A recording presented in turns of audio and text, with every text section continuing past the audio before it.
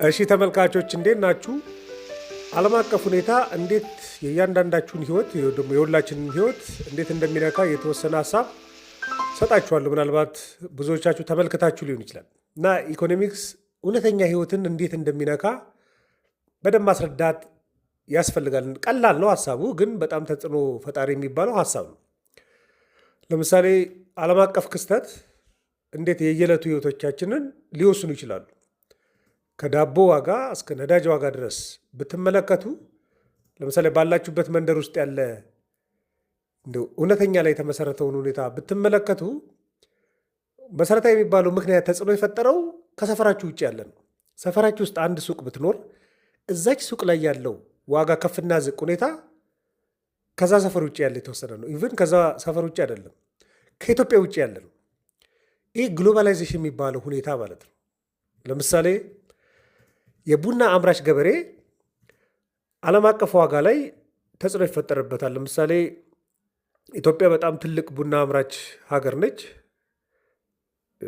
ነገር ግን ትልልቅ ቡና የሚያመርቱ አካባቢዎች የቡና ዋጋን መወሰን አይችሉም። ለምሳሌ ጅማ ሊወሰን አይችልም፣ ሲዳማ ሊወሰን አይችልም፣ ሀረርም ሊወሰን አይችልም። የቡና ዋጋ የሚወሰነው ዓለም አቀፍ ገበያ ላይ ነው። ለምሳሌ ብራዚል በጣም ብዙ ቡና ተመርቶ ወደ ዓለም ገበያ ቢመጣ ዋጋ መቀነሱ አይቀርም፣ ምክንያቱም ከፍተኛ አቅርቦት ስለመጣ። ስለዚህ የጅማው ገበሬ እና የሀረሩ ገበሬ ወይ ደግሞ የሲዳማው ገበሬ የቡና አምራቹ በፍጥነት ተጽዕኖን ወዲያው ያየዋል ማለት። አገር ውስጥ ገበያ እንኳን ቢሸጥ የሀገር ውስጥ ገበያ እንኳን ዋጋ ዓለም አቀፍ ገበያ ላይ ተጽዕኖ የተፈጠረበት ነው።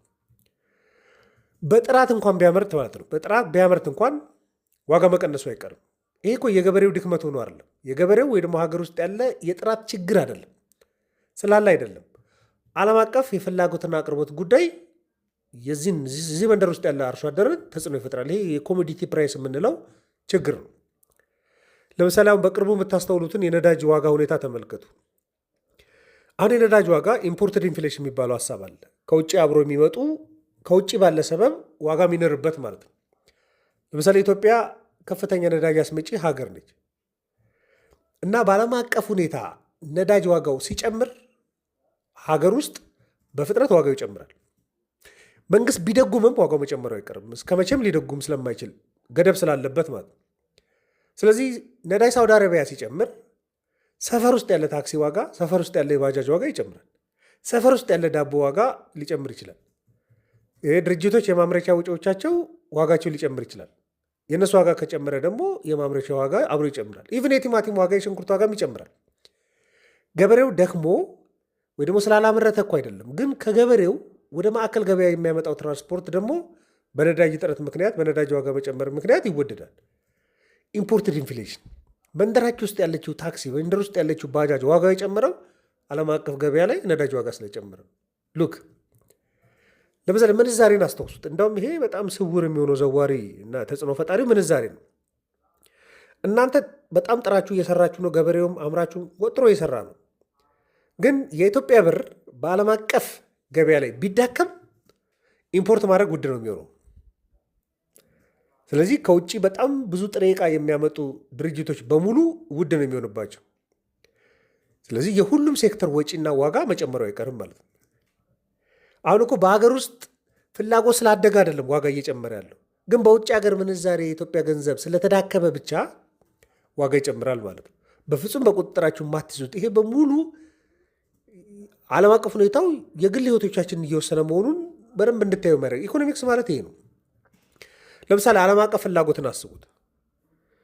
አንዳንዴ ዓለም አቀፍ ፍላጎት ዋጋ ብቻ አይደለም የሚወስነው፣ ስራም ሊወስንባችሁ ይችላል። እዚህ ያላችሁ ሰዎች፣ ኢትዮጵያ ውስጥ ያለን ሰዎች ከስራ ልንባረር እንችላለን፣ ዓለም አቀፍ ሁኔታ ላይ ባለ ፍላጎትና አቅርቦት ምክንያት። በዓለም አቀፍ ገበያ ላይ ፍላጎት ከጨመረ የሚታሰበው ምንድን ነው? የኢትዮጵያ ኤክስፖርት ያድጋል። ኢትዮጵያ ኤክስፖርት ሴክተር ላይ የሚሳተፉ ሰዎች በሙሉ ስራቸው ሴኪር ይሆናል፣ ተጨማሪ ስራ ሊያገኙ ይችላሉ። ግብርናም በሉት አምራችን በሉት። ለምሳሌ የኢትዮጵያ ጨርቃጨርቅ በዓለም አቀፍ ገበያ ላይ ቢፈለግ ጨርቃጨርቅ ፋብሪካዎች እኮ ሰራተኛ ይቀጥራሉ። በዓለም አቀፍ ገበያ ላይ ግን ጨርቃጨርቅ ፍላጎት ቢቀንስ ኢትዮጵያ ውስጥ ያለ የልብስ ፋብሪካ ሰራተኛ ይበትናል። ስራ እንኳን የምታገኙትም የምታጡትም ስራ ቦታ ላይ የምትቆዩትም ዓለም አቀፍ ባለ ፍላጎት ላይ የተመሰረተ ነው። ይሄ ግሎባል ኢምፓክት በሙሉ ነው። ግን ሁሉም በኔጌቲቭ ደግሞ ላይ ይታይ ይችላል። ለምሳሌ የዲጂታል ኢኮኖሚ ሲስተሙን ብታስቡት በጣም ብዙ ሰዎች ለምሳሌ አዲስ አበባ ያለ ሰው አሜሪካ ውስጥ ላለ ካምፓኒ ዳታ ኢንኮድ ሊያደርግ ይችላል፣ ሂሳብ ሊዘጋ ይችላል። እዚህ ኢትዮጵያ ውስጥ ቁጭ ብሎ አውሮፓ ውስጥ ስራ ሊሰራ ይችላል። ሀረር ላይ አንድ ሰው በዩቲዩብ ቀልድ ቀልዶ ኬንያ ታይቶ ወይ ደቡብ አፍሪካ ታይቶ ገቢ ሊያገኝ ይችላል። ይህ ከግሎባል ግንኙነቱ ጋር አብሮ የሚያያዝ ነው። ብዙ ሰዎች ፍሪላንስ ስራ እንደሚሰሩ ይታወቃል። ይሄ የግሎባል ሲቹዌሽኑ በሙሉ ዓለም አቀፍ ሁኔታው በሙሉ የእያንዳንዱ ሰዎች በፊት እኮ እንደዚህ አልነበርም። አሁን ነው በጣም እየጠነከረ የመጣው። አንድ ቦታ ዓለም ስትነካ የሁሉም ሰዎች ህይወት አብሮ ይነካል። ስለዚህ ዕለታዊ ህይወቶቻችሁ የሚወሰነው በእናንተ ድክመት፣ አገሪቷ ውስጥ ባለው ድክመት ብቻ አይደለም። በተለይ በዋናነት ዓለም አቀፍ ሁኔታው የሚፈጥረው መሆኑን እንድትረዱ ነው። ደግሞ ኢኮኖሚክስ ማለት ዓለም አቀፍ ሁኔታ ከተመለከታችሁት ይህም በሙሉ የሚያጠና መሆኑን በዛው እንድትረዱ ነው። ማንኛውም ሀሳብ አስተያየት ካላችሁ ዘኢትዮጵያ ኢኮኖሚስት ቪው ቴሌግራምና ፌስቡክ ላይ ልትልኩልኝ ይችላላችሁ። ለነበረን ቆይታ በሙሉ ከልብ አመሰግናለሁ። መልካም ቀን።